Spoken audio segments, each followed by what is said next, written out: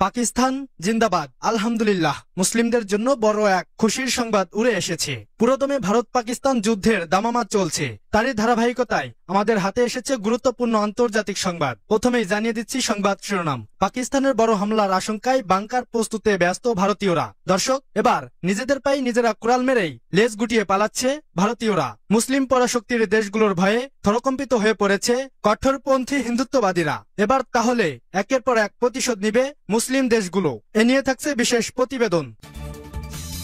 আরো জানিয়ে দিব, ভারতের বিরুদ্ধে চাঞ্চল্যকর তথ্য ফাঁস, কাশ্মীরে হামলা সাজানো, বিস্ফোরক মন্তব্য ভারতীয় সেনার।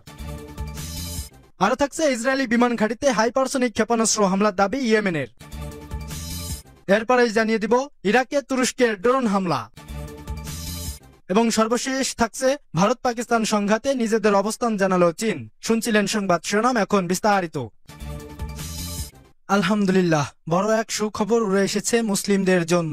পাকিস্তানের বড় হামলার আশঙ্কায় বাংকার প্রস্তুতে ব্যস্ত ভারতীয়রা। ভারত নিয়ন্ত্রিত জম্মু কাশ্মীরের পহেলগামে ২৬ জনকে হত্যার ঘটনায় ভারত পাকিস্তানের মধ্যে উত্তেজনা ক্রমশ বাড়ছে। এর মধ্যে সীমান্তে দুই দেশের সেনাদের মধ্যে একাধিকবার গুলি বিনিময়ের ঘটনাও ঘটেছে। এমন পরিস্থিতিতে পাকিস্তানের বড় হামলার আশঙ্কা থেকে ভারতের সীমান্তবর্তী অঞ্চলের গ্রামের বাসিন্দারা বাংকার প্রস্তুত করছেন। ভারতীয় সংবাদ মাধ্যম ভাস্কর লাইভে জানিয়েছে, জম্মু কাশ্মীরের পুষ্ণ বিভাগে বেশি উত্তেজনা তৈরি হয়েছে। সেখানকার শালত্রী গ্রাম, যা ভারতের শেষ অংশ, সেখানে উত্তেজনা বেশি। সেখানে ইতোমধ্যে গত দুদিন গোলাগুলি হয়েছে। এতে শালত্রী গ্রামের মানুষ সম্ভাব্য বড় হামলা থেকে বাঁচতে তাদের কমিউনিটি বাংকারগুলো পরিষ্কার ও প্রস্তুত করছেন। এই গ্রামবাসী লাইন অফ কন্ট্রোল খুব কাছাকাছি থাকায় তাদের মধ্যে শঙ্কা বেশি। তবে এসব শঙ্কার মধ্যেই নিজেদের প্রস্তুতি সেরে রেখেছেন তারা। সরকারি এক কর্মকর্তা সংবাদ মাধ্যমটিকে বলেছেন, পাকিস্তানি সেনারা ছোট্ট অস্ত্র দিয়েই ভারতীয় সেনাদের অবস্থান লক্ষ্য করে গুলি ছুড়ছে। এর জবাবে ভারতীয় সেনাবাহিনীকেও কঠোর জবাব দিয়েছে। তবে এখন পর্যন্ত কোনো হতাহতের ঘটনা ঘটেনি। শালত্রীর বাসিন্দারা জানিয়েছেন, ভারত সরকার তাদের এসব বাংকার বানিয়ে দিয়েছে, যেগুলো অনেক শক্তপোক্ত, একই সঙ্গে বুলেট প্রুফ। এছাড়া এগুলো গোলাবর্ষণের সময়ও নিরাপত্তা দেবে। বাংকারগুলো তৈরি করা হয়েছে মাটির ১০ ফুট নিচে। এক গ্রামবাসী বলেন, আমরা সীমান্ত এলাকায় বাস করি। প্রধানমন্ত্রী নরেন্দ্র মোদী বেসামরিকদের জন্য যেসব বাংকার দিয়েছেন এগুলো খুবই শক্তিশালী, বুলেট প্রুফ এবং মাটির ১০ ফুট নিচে। এগুলোর ভেতরে কোনো ঝুঁকি নেই। আমরা প্রধানমন্ত্রীর কাছে খুবই কৃতজ্ঞ।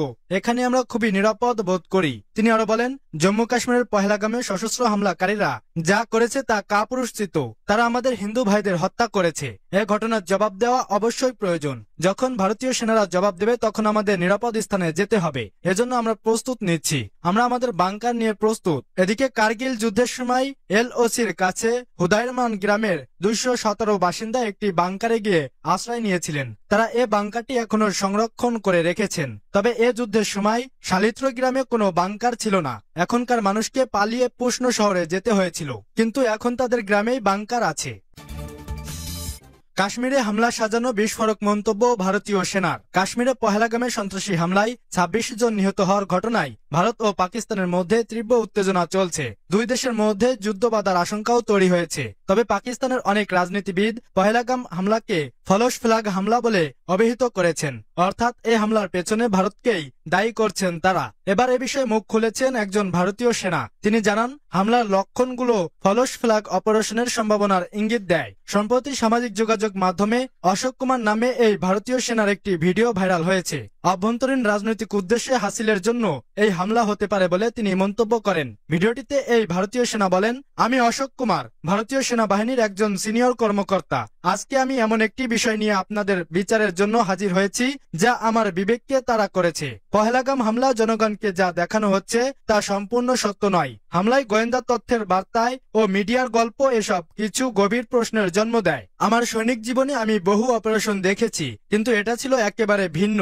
এর লক্ষণগুলো ফলস ফ্ল্যাগ অপারেশনের সম্ভাবনার ইঙ্গিত দেয়। এমন এক হামলা যা বাইরে থেকে জঙ্গি হামলার মতো দেখায়, কিন্তু বাস্তবে অভ্যন্তরীণ রাজনৈতিক উদ্দেশ্যকে হাসিল করে। সবচেয়ে সত্য কথা হলো, এই আমাদের সৈনিক, এই আমাদের সিপাহী কয়েক ঘন্টা আহত অবস্থায় মাটিতে পড়েছিল, কিন্তু তাদের ওঠানোর জন্য কেউ আসেনি। কোনো মেডিকেল সাহায্য, কোনো কমান্ডো অফিসার আসেনি।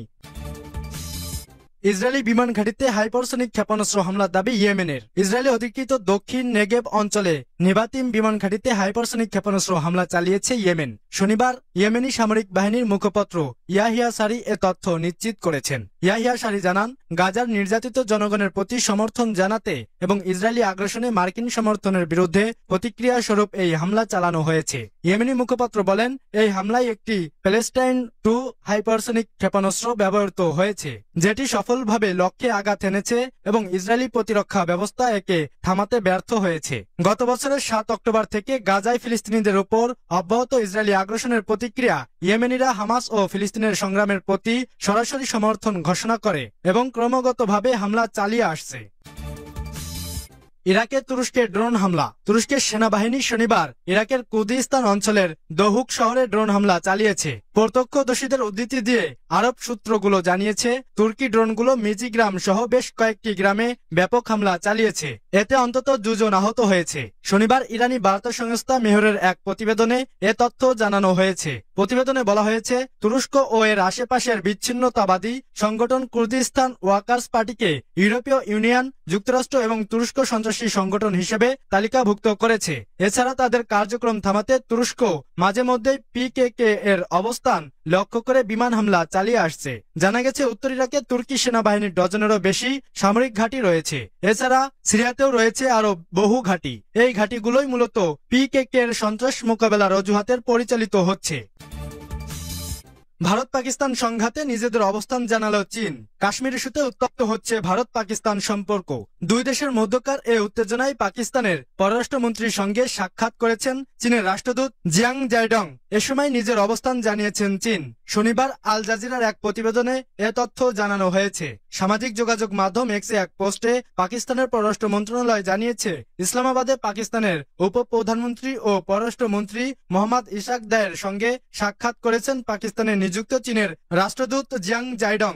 বৈঠকে উভয় পক্ষে পাকিস্তান ও চীনের মধ্যে সর্বকালীন কৌশলগত অংশীদারিত্ব পুনর্ব্যক্ত করেন এবং আঞ্চলিক পরিস্থিতির পরিবর্তন নিয়ে মত বিনিময় করেন। বৈঠকে ইশাক দার ভারতের সাম্প্রতিক উস্কানিমূলক পদক্ষেপ যেমন ইন্দাস পানি চুক্তি স্থগিতকরণ এবং পাকিস্তানের পানি প্রবাহ বন্ধের হুমকি সম্পর্কে রাষ্ট্রদূতকে অবহিত করেন। তিনি স্পষ্টভাবে উল্লেখ করেন, পানি প্রবাহ বন্ধ করা সম্পূর্ণরূপে অগ্রহণযোগ্য এবং এটিকে যুদ্ধের কার্য হিসেবে বিবেচনা করা হবে। চীনা রাষ্ট্রদূত পাকিস্তানের অবস্থান মনোযোগ সহকারে শোনেন এবং আঞ্চলিক শান্তি ও স্থিতিশীলতা রক্ষায় সহযোগিতা ও কূটনৈতিক পরামর্শের আশ্বাস দেন। তিনি ভারতের কারণে সৃষ্টি উত্তেজনা নিয়ে উদ্বেগ প্রকাশ করেন এবং পাকিস্তানকে কূটনৈতিক সহায়তা অব্যাহত রাখার প্রতিশ্রুতি দেন। এর আগে পাকিস্তান পিপুলস পার্টির চেয়ারম্যান বিলাওয়াল ভুট্টো জারদারি বলেন, সিন্ধুতে হয় পানি না হয় ভারতীয়দের রক্ত বইবে। সিন্ধু নদী ডাকাতির চেষ্টা করছে ভারত, এমন মন্তব্য করে বিলাওয়াল বলেন, সিন্ধু সভ্যতার প্রকৃত উদ্ধারকারীরা পাকিস্তানে বাস করেন। সিন্ধু সভ্যতার বৈধ উত্তরাধিকারী হিসাবে পাকিস্তান কখনোই নদীর উপর তার দাবি ত্যাগ করবে না। ভারতের প্রধানমন্ত্রী নরেন্দ্র মোদীর সিন্ধু সভ্যতার উত্তরাধিকারী হওয়ার দাবিকে চ্যালেঞ্জ করে বিলাওয়াল পাল্টা বলেন, তিনি বলেছেন, যারা হাজার হাজার বছরের পুরনো সভ্যতার উত্তরাধিকারী